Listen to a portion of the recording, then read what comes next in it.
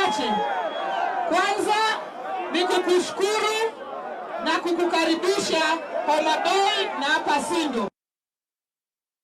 Shukuru kuja kuanzisha tena hii kujenga kwa hii barabara yetu ya kutoka Mbita mpaka Sori.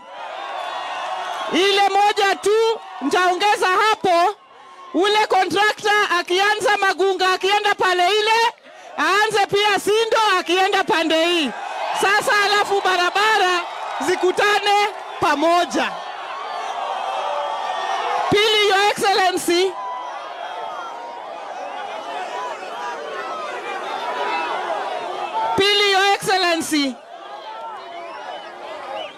umesema vizuri sana ile maneno ya uvuvi. Ukifika Uganda, peleka salamu yetu kwa rais wa Uganda.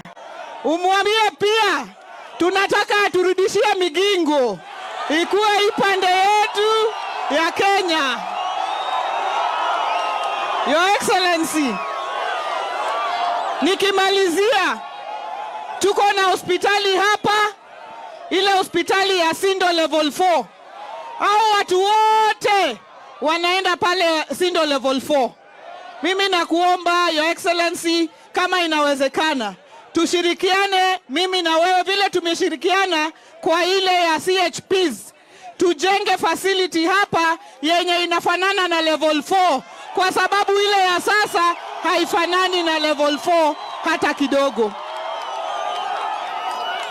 Your Excellency,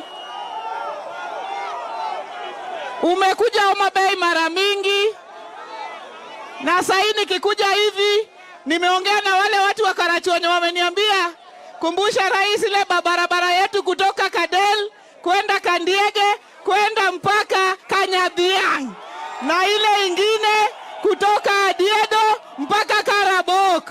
So wamesema hiyo pia uwakumbuke hapo.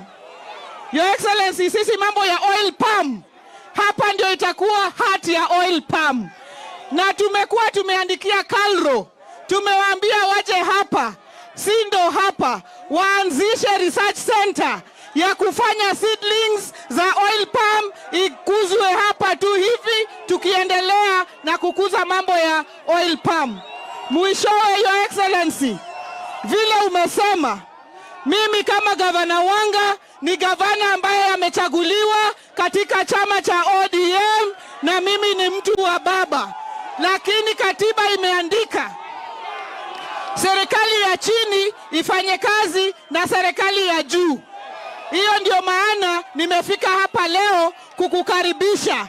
Wengine watauliza, kwani Wanga amehama ameenda chama ingine? Hapana, mimi ndiko kwa ODM ndani ndani ndani ndani ndani zaidi.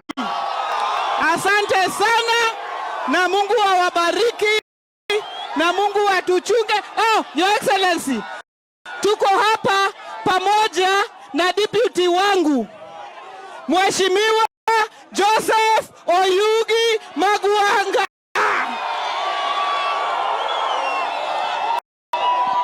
Asante sana Your Excellency. Thank you.